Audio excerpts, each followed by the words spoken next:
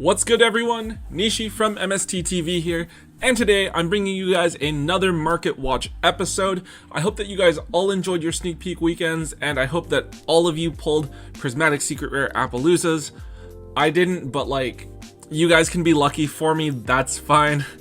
Anyways, today we're going to be looking at a few different cards that have jumped up in price recently. Some of them are because of the ban list now that people have had a chance to playtest the new meta, and others are due to hype because there's quite a few different products that are still coming out later this year, a bunch of support for some older archetypes, and people are buying out cards in anticipation for that as well.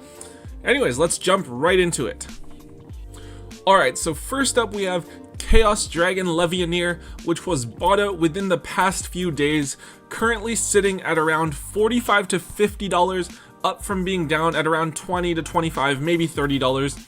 So despite losing a few of the baby Chaos Dragons and some Danger cards, it's starting to look like Danger Crusadia Thunder Dragon is going to be one of the best, if not the best decks of the format, and Levianeer is a pretty key card in that deck.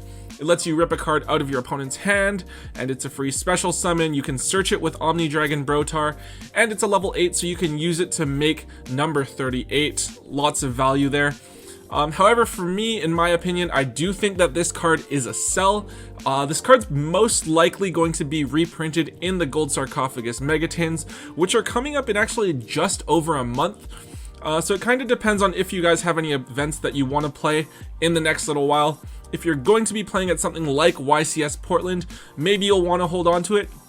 But if not, it's probably a card that I think you guys should sell and maybe buy back after the Megatins have destroyed this card's price. Alright, so next up we have the Hidden City. Subterra's actually got a pretty big boost on the new ban list. They got Super Polymerization to 3, they got Solemn Judgment back to 3, and all they had to give up was the one copy of Terraforming. This is actually probably the best back row deck of the format. It's extremely disruptive, probably a lot stronger than something like Paleozoic with Marincess or something like Salamangrate. Also, now that Nemesis Warrior has actually been reprinted in OTS Pack 11, the rest of the cards in the archetype are actually really affordable. The only other expensive card left in the deck to pick up is Pot of Extravagance.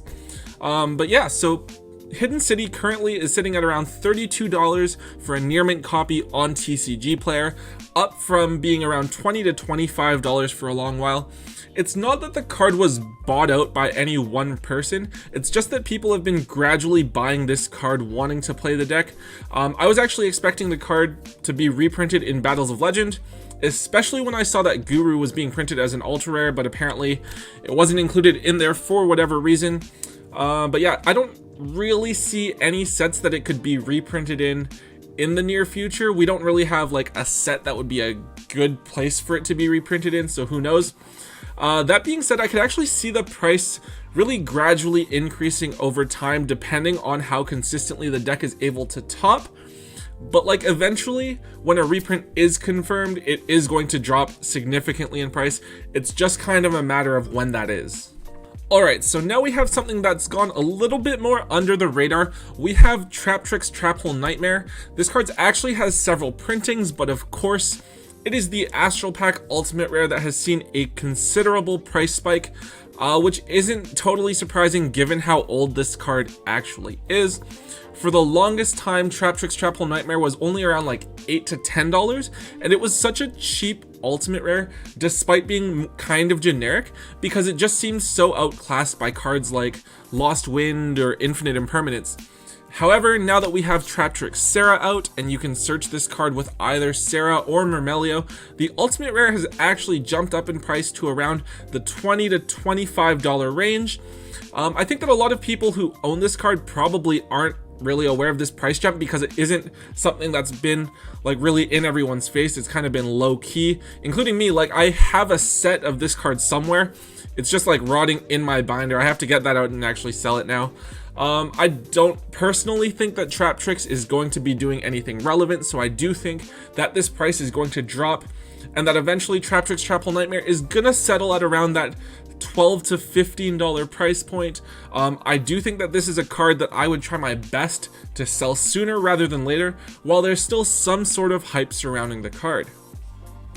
Okay, so the next card I want to mention quickly is Borreload Savage Dragon, which I did talk a bit about in a previous video, and it's hitting right around where I thought it would be, although it did hit that $30 price point faster than I was expecting. This card is pretty strong going first or second, since it puts a negate on board that you can activate almost immediately, and it also becomes quite a big body on board, so you can push for damage. This card is pretty important to be able to make in Pendulums, since you can make level 8 synchros with Harmonizing Magician pretty easily, and I actually think that Pendulums are going to be a very strong deck in the upcoming format. Maybe just like second to that Thunder Dragon Danger Crusadia.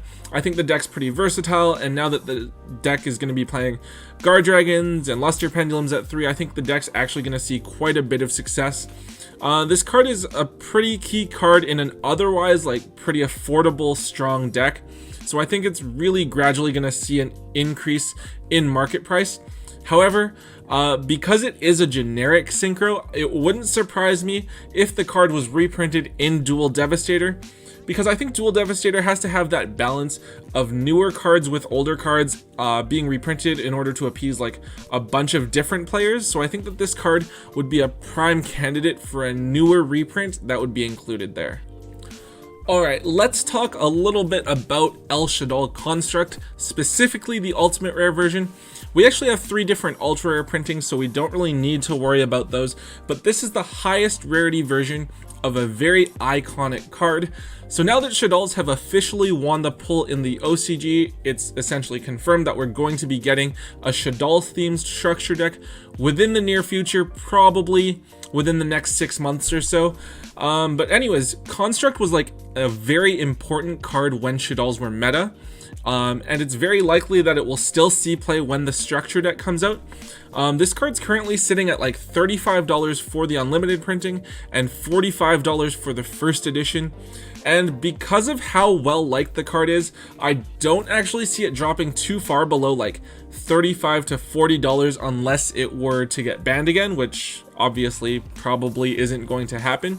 In fact, like I think that if the Shaddoll cards, the support comes out and they're really strong, really busted, I'd actually say that I think that the card is going to be bought out again. So oddly enough, I think that if you have this card, this is actually something that I would hold on to and wait until the cards are announced for the structure deck before you make a decision about whether or not you want to sell. Okay, so next up is a bit of a weirder one, something that I actually didn't really see coming, but the higher prints of Sandgun, so the Turbo Pack Ultra Rares and the Retro Pack Super Rares, have almost completely disappeared from the market within the last couple of days. We're talking like $75 for a near mint copy of either, which is honestly pretty crazy. Like I have an ultra rare one in my GOAT deck, but I guess I'm like probably going to be trying to sell that now. Anyways, apparently people are talking about Sandgun as a 1-card engine starter in Orcust, because you normal summon Sandgun, link it off into Salamangre Almirage, search for Gillosaurus. You special summon the Gillosaurus without letting your opponent special summon a monster from their graveyard. Since Sandgun prevents you from activating the effect of the monster you searched for that turn, and then you can link the two into a Nightmare Phoenix or Cerberus, and then into Mermaid, and then you combo off from there. I suppose that if you already had the copy of Gillosaurus in hand, you could search for something like a Hand Trap, which you can't use that turn, but it's only really going to be necessary the turn after, which I guess is okay, but nothing that feels really game breaking, and in my opinion isn't something that's really deserving of a buyout. I feel like it was picked as a buyout target because of how old these 2 printings of the card are. There were really limited quantities on the market, so it was an easy buyout, and it definitely made the price jump up quite a bit. Anyhow, obviously I don't think the card price is going to stick. If you can find someone who's willing to pay like $75, even like $50 to $60 for a super or ultra rare copy of Sandgun, I'd say go ahead and sell it. Realistically, I don't think the card's going to see that much play and that it's eventually going to tank back down. I don't think it's going to tank all the way back down to the $10 prices that we saw before, especially because the card still has some like residual value because Sandgun is played in GOAT decks. But I think it's still going to tank down realistically to the $25 to $30 range. One other thing that I think you guys should be aware of is that retro pack super rare Sandguns, if they're foreign, are actually a lot cheaper than English ones. Typically, foreign cards go for a bit of a premium over their English counterparts. However, like I'm not 100% sure. I'm pretty sure it's like the same thing with champion packs, and that certain retro packs were more widely available in Europe, like they were printed more, so there's a greater quantity available and the cards are a little bit cheaper. But yeah, so just so that you guys are aware, if you guys do see those foreign retro pack super rare copies, don't pay the same price as if you were paying for an English copy. Alright, so next up we have Brotherhood of the Fire Fist Bear, another somewhat old ultimate rare card. So Fire Fist will be receiving new support in Fist of the Gadgets, so it's only natural that we see one of these older ultimate rare cards from that archetype go up in price. The big question though, and the reason I want to talk about this card, is whether or not Bear is actually going to be played in the new Fire Fist deck. I don't know obviously exactly what the support is going to be, but I do feel like Bear is going to be played at most, if at all, just one copy. The card is like, okay, spot removal, but it doesn't provide any utility turn 1, and its effect feels pretty underwhelming. I think that the deck is actually going to gravitate more towards like the combo aspect, so it's going to play cards like Rooster and Spirit, and not something like Bear. So the card is currently anywhere from $20 for the unlimited to $30 for the ultimate rare first edition version. But I feel like this is just hype for that old archetype. Bear used to be a good card, but it was in a much slower format where something like Geargio was a good deck. And like now the game is way too fast for you to burn your normal summon on something like Bear, even with Tensu. If you do have this card, I would take the opportunity to sell it while you can, even if it's for like that $15 to $20 price point. I really don't think that this card is going to be viable or see much play at all, and I definitely think you guys should get rid of this card while the price is inflated. Alright, and last but not least, we have Test Tiger, another ultimate rare, but this one is much older than the other cards that we've mentioned thus far. So Test Tigers have been impossible to find for a while now in ultimate rare first edition versions, and the cheapest is currently on TCG Player. For a near mint copy, it's $85, which is kind of crazy. A lot of people are excited for Glad Beast to come back with new support coming out in Chaos Impact later this year, which is fair because the deck, based on what Tombox has like told me and we've discussed, the deck's actually pretty fun. Test Tiger being an important card in the deck because it allows you to tag out turn 1 without needing to enter the battle phase, so you can proc those Gladiator Beast effects.